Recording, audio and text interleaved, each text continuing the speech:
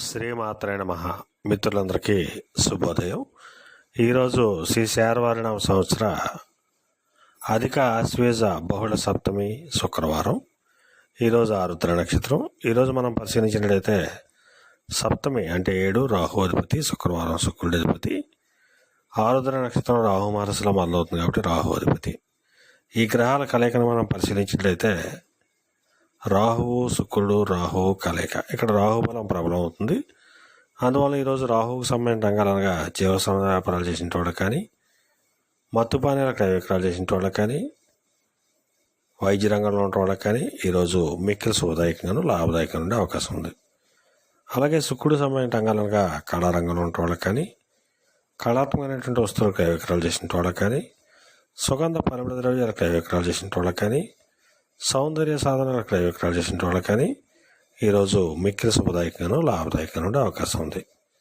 అలాగే ఈరోజు మనం సంఖ్యాశాస్త్రీత్యా పరిశీలించినట్లయితే ఈరోజు అక్టోబర్ 9 శుక్రవారం. 9 అంటే కుజుడి అధిపతి, శుక్రవారం శుక్రుడి అధిపతి.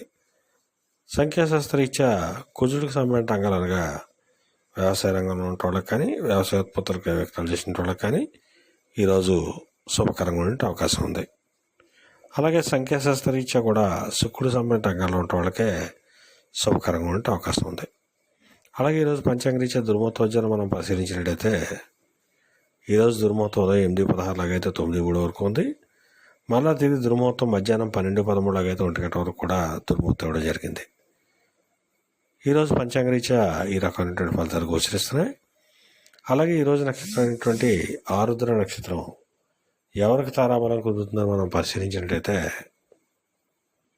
అశ్విని, కృత్తిక, మృగశిర, పునరసు, పుష్యమి, మక, ఉత్తర, చిత్త, విశాఖ, అనురాధ, మూల, ఉత్తరాషాఢ, ధనిష్ట, పూర్వభద్ర, రేవతి, ఉత్తరాభద్ర. ఈ నక్షత్రంలో జన్మించినటువంటి మన మిత్రులందరికీ కూడా ఈరోజు నక్షత్రం ఆరుద్ర అనుకూలంగా ఉంటుంది.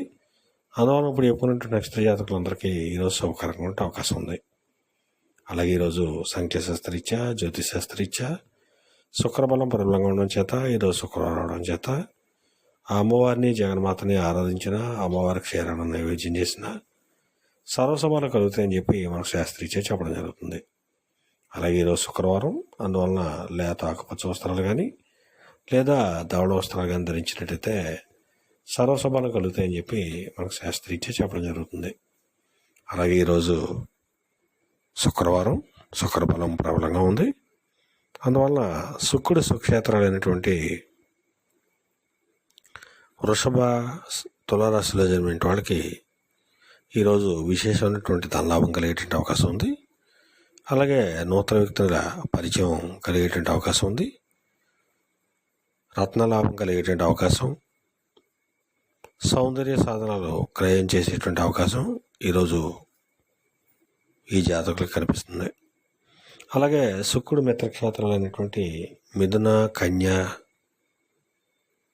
కర్కాటక, కుంభ, మీనరాశిలో జన్మిన వాళ్ళకి ఈరోజు ధనాదాయం బాగానే ఉంటుంది. వీళ్ళ కొత్త ప్రదేశాలకు వెళ్ళేటువంటి అవకాశం ఉంటుంది. అలాగే ఇష్టదేవత దర్శనం కలిగేటువంటి అవకాశం కూడా ఈ జాతకులకు ఉంది. అలాగే శుక్రుడికి శత్రుక్షేత్రాలైనటువంటి ధనస్సు, మేన రాశిలో జన్మిన వాళ్ళకి, సింహరాశిలో జన్మిన వాళ్ళకి ఈరోజు సామాన్యంగా ఉండే అవకాశం ఉంది. అలాగే మేష, వృశ్చిక రాశిలో జన్మిన వాళ్ళకి కూడా ఈరోజు ధనాదాయం బాగానే ఉంటుంది. సంఘంలో గౌరవ మర్యాదలు పెరిగేటువంటి అవకాశం ఉంటుంది. అలాగే మళ్ళా రేపటి శుభోదయం కార్యక్రమంలో మళ్ళా కలుసుకుందాం. అంతవరకు మన మిత్రులందరికీ మరొకసారి శుభోదయం. ఇట్లు మీ పెద్దబాబు సిద్ధాంతి, గొల్లాల మామిడాడ.